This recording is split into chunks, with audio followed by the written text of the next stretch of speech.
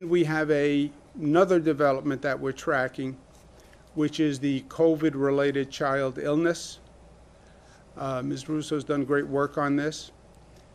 I believe, and I've said this from the start, this did not present as a COVID situation because it's not respiratory.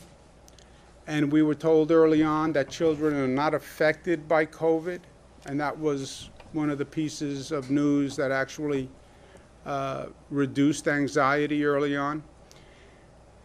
We're now starting to see that children who test positive for COVID or test positive for COVID antibodies are developing these inflammatory symptoms.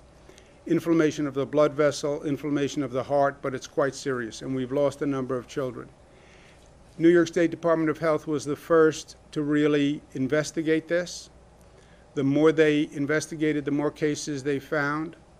Last Thursday, there were 7 countries that also investigated and found cases. There were 17 states that found cases, okay? This was last Thursday. Today, there are 13 countries and 25 states.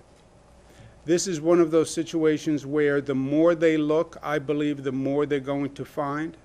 They're now starting to say, well, you could have these antibodies, and these antibodies may have a negative effect on your system. Because we've never seen these antibodies before for this virus, and now, after 1 week or 2 weeks or 3 weeks or a month with these antibodies, you may be experiencing symptoms like this. But they're all just discovering it. That's what's so difficult and frightening about this. You know, there is no roadmap.